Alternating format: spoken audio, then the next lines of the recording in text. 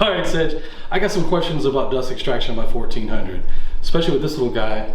What am I doing wrong? Okay, so I just recently went over a 1400 with a friend of mine, and I showed him a couple of tips and tricks that I'm going to show you because I thought everybody knew how to do this. So stay tuned in this video. I'm going to go through the ultimate dust extraction on the OF 1400.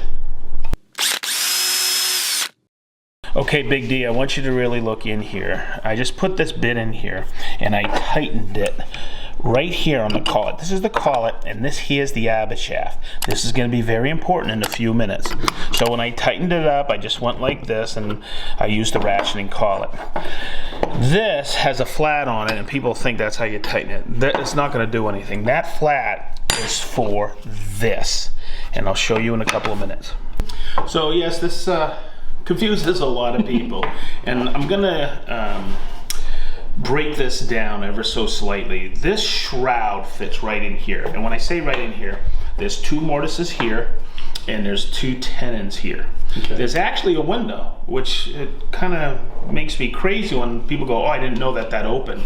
Always remember this, you have to open it, but open it all the way. Okay, and I'll show you in a few minutes how you can actually remove that to do the 35mm cup hinge. So that's the beginning. Okay. You also have this green tab here that locks it on the base. So when I put this in, I just take it like this, and I'm going to have you do it in a minute and lock it in like that. So you go ahead and do that. Okay. So we line up the tabs, make sure our window's open. Put in there, and then the green. Okay, now this is what you want to do. Close the window. Okay, we'll close the window. Oh, there we go. Good. So now you have it like that, right? Mm-hmm. Okay, and we got to set up this route a bit. Okay. Guess what? That's a no-go. That's a no-go. So I'm going to show you the correct way of setting up this shroud with the bit and utilizing the chip deflector. Let's do it. Okay. So when we're setting up this profile, right, we have to have this off to get it in a down position. So what we're going to do is we're going to create, this is a plunge router, we're going to make it a fixed based router by setting our profile right where we want it. Okay, and then I'm going to look at it, I'm going to go, yep, that's about right. I know that top part is not going to cut down into the material. Okay. But we have a problem. Okay, we got to get this on there. Oh boy. Okay, so remember when I showed you this, or I'll show you this, that's the collet. That's how we put the bit in, right? And we have that flat spot there. Yep. Okay, when you take the dust extraction, that flat spot is for this. Oh. So when you take it and move it, and this is where people get a little funky with this, you got to make sure it's open all the way because that dimension is that. So what I like to do is just take that, rotate it, and it goes right over just like that, snaps in. Okay. And I lock it in. And then I close the window. Then you close it. The only thing you don't want to do is raise it up while it's running. Ask me how I know. Okay. So I'm going to have you do, Big D, is have you do it. Okay. Perfect, Big D. You got it. Right. Just like that. Now you're a pro. Now close the window. Closing the window. All the way. Okay, good. That's the first part of the dust extraction equation. Stay tuned for part 2.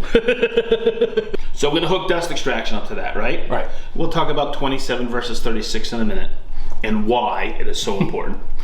But as we start to route, because we know which way a router goes, right? I taught you that, right? This is the bearing. You take your right hand, make an L, and it shows you we're going to go in that direction. Okay? Here's the thing, a lot of the dust is going to be flying out there. What we want to do is block it to entrain the flow back up through here. Okay. And you're going to see how effective this is in a minute. But that's why we have a chip deflector. And I've seen other models and makes of routers and brands. You have to take the whole thing off to put the deflector in there. Oh, wow. Okay, this rotates. So there's two tabs, two mortises here. Here's the two tabs. Go ahead and put that in. Okay. It's pretty simple. Should be. Yep, snaps in. Wow. Okay, and you see how that rotates? Yeah. So that'll block the dust. It's called a chip deflector. If you need to remove it, and we'll, Chris, come in here. There's a green tab here and a green tab here. Push them inward. Push them inward. Yep, make sure it's up so it falls out. Yep, press them inward. And there you go. Got it. Wow. Cool. Easy peasy. Okay, as we start to route this, and we're gonna head this way with it. When we do it, and here's the frustration I've seen people have with the dust extraction chip deflector down here, is it as you turn the corner, it wants to catch. Okay. Okay, especially when I've produced a roundover. What we're gonna do is I'm gonna show you how to pivot the bearing and go forward so you can continually have a perfect corner. Awesome. So as I do this, I will tell you after you start to do this, it's just getting to know where that bearing is. And like all festool routers, there's a center line. So that's where my bearing is. And I always use the knob as a locator so I know when to start turning the bearing on the corner. Gotcha. And it's just a little bit of practice. It gets a little getting used to, but once you do it, dust extraction is unbelievable.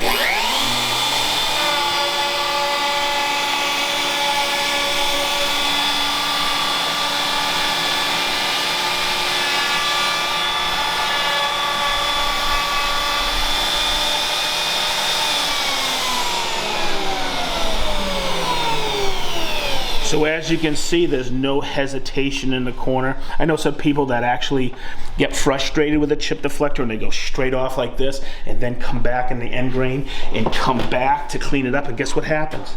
Tear out. Tear out, chip out.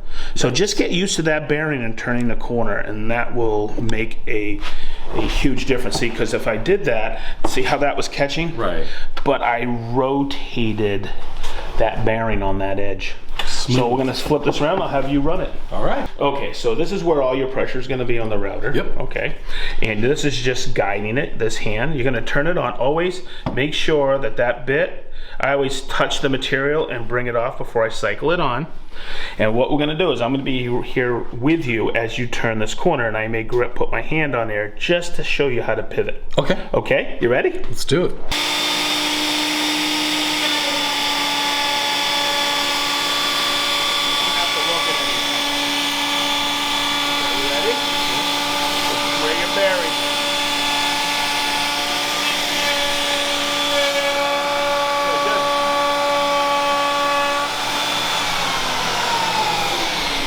Okay, so I'm feeling that profile. You did a really good job. There is a tendency to lift it up a little, and it's just practice, practice, practice. And once you learn that pivot, we'll do another one over here in a minute. Okay. Okay?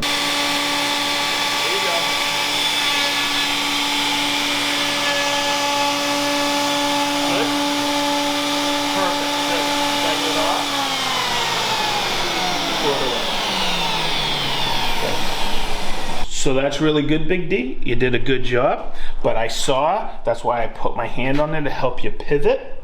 Okay, you had that little catch in there. It's the bigger bit. There's sometimes as you're turning it, that cup catches. So just take it and rotate it and continue. Perfect. Good job. All right, Sedge. I saw we use the 27mm hose with this. Don't we usually use the 36? We do. But I wanted to show, and hopefully it came across on the video, it's still unbelievable dust extraction. This is the hose that comes with almost every single dust extractor. And when and this is the beauty of the hose system from Festool, is when you put this in here, see, you're creating a choke down scenario. So what happens is I'll hear and I'll see it. It's happened to me several times.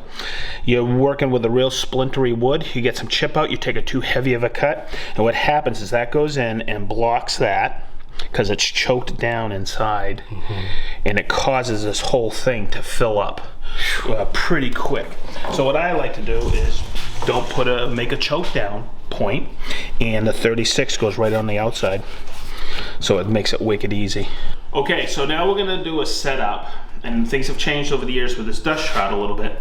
When we're boring for a 35mm cup hinge, I have a 35mm bit here. It doesn't fit by the window.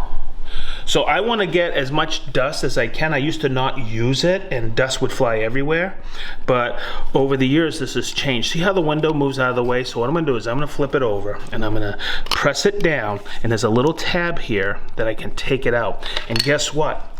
The 35mm, come in here, Chris, you see the two mortises? I'm going to take that, put it in here like this, lock it in. You're going to see how it clears it. Oh, wow. Okay, now what I'm going to do is we have this. I'll set this aside. We'll put that back on afterwards. But I still want to block that dust from coming out. Okay. Okay, so what I'll do is I'll put a little piece of blue tape to block it, and it makes it really effective. Okay, so I'm going to bore this now.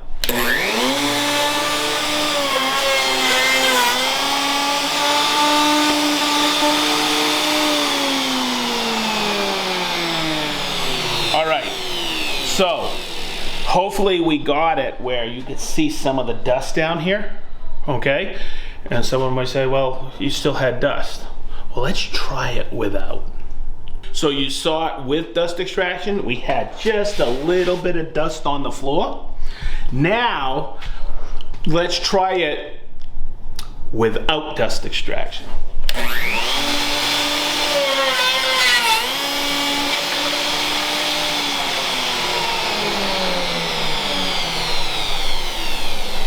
Aha!